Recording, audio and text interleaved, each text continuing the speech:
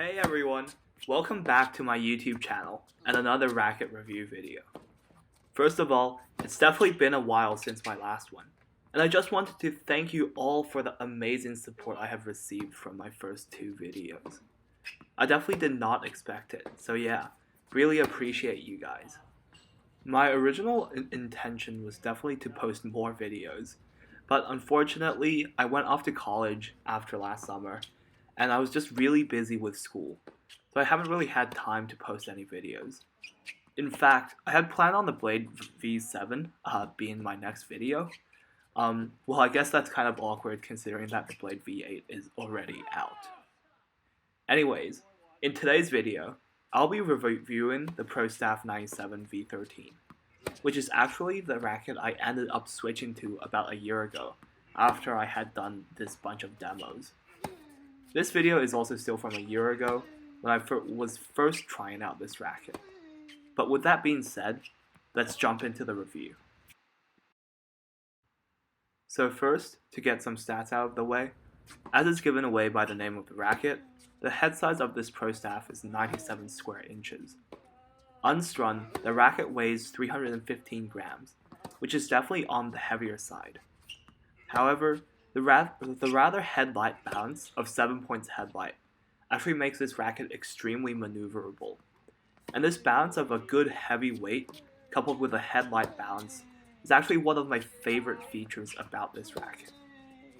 I found that the heavy weight gave me good weight and plow through, so I felt extremely solid on contact. And the fact that the racket was so headlight meant that I could generate really good racket head acceleration, which allowed me to hit noticeably heavier with this racket.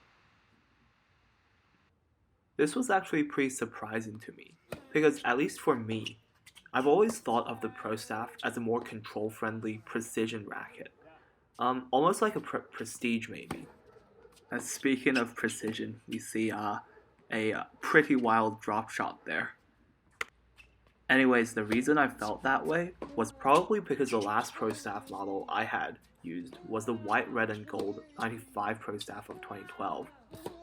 I'll always remember that racket because in my opinion it's one of the prettiest rackets ever made, and Roger Federer hit one of the most insane drop shots. I'm pretty sure many of you guys will know the inside-out forehand drop shot I'm talking about. I believe it was against Andy Murray on his way to winning Wimbledon that year.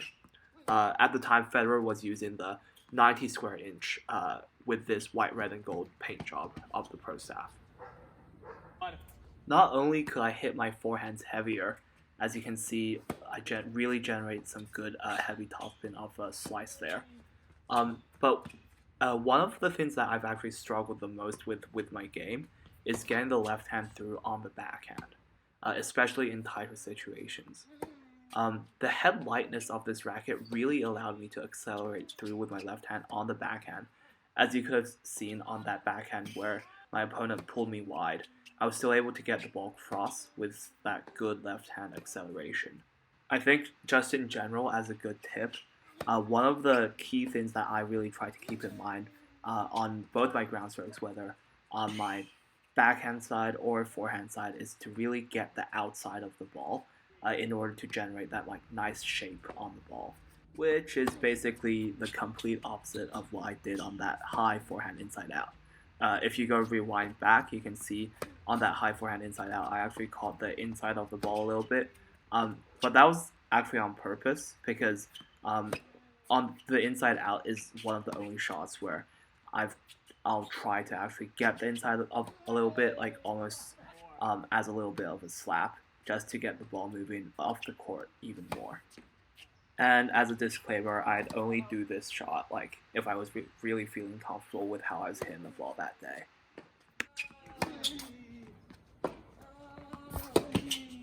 And once again, in this point and the previous point, you can kind of see like it's not an amazing shot, but basically the headliness of the racket really allows my left hand to accelerate and get the ball cross. And this is an instance where on the forehand side, just feeling so confident being able to hit like that much heavier forehand.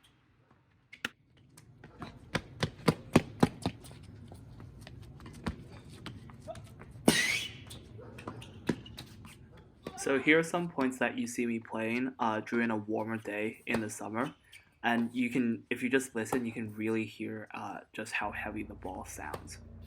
And also one thing that you may notice at some points in the video is that I was experimenting with adding some lead tape in the head of the racket to make it more balanced.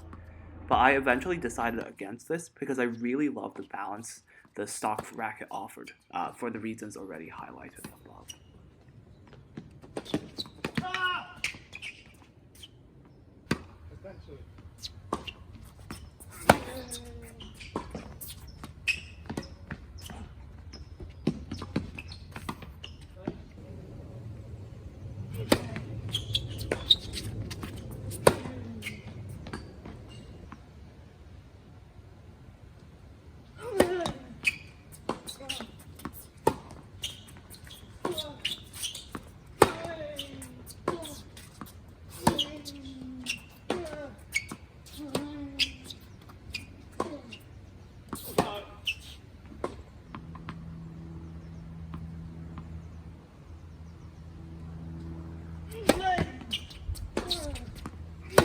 On the serve, I really love this racket as well. When I'm going for my big flat serve on the ad side or up the tee on the deuce, I was able to generate tremendous amounts of pop with ease, and I was probably maxing out at around 130 miles per hour during practice. And the slice and kick were not bad either.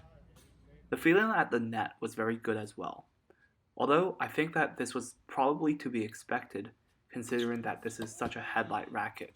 All in all, I really love this racket, and honestly don't have anything negative to say, which makes sense since I ended up switching to this. I guess I would say it's definitely not the most beginner-friendly racket. Or, a better way of putting it is, I think you have to be at a pretty high level to unlock all the potential of the racket. I think this Pro Staff is most suited for someone with a game style similar to mine, where you hit big and heavy naturally, and want a racket that can help you generate even more spin, and also maintain a lot of control at the same time. Versus, let's say, a pure arrow, for example, where you probably lose a lot of that control. At the same time, someone that likes to serve and volley or just come to the net a lot would probably also like this racket. Anyways, thank you so much for getting to the end of this video. I hope you enjoyed it and found the content to be useful. Definitely let me know in the comments if you've ever played with the Pro Staff V13, how you felt about it. Did you like it? Did you feel the same way as me? And yeah, I thought it'd be funny to end this video on a blooper, so watch me somehow win this point. Please like, subscribe, and comment, and hope to see you guys soon.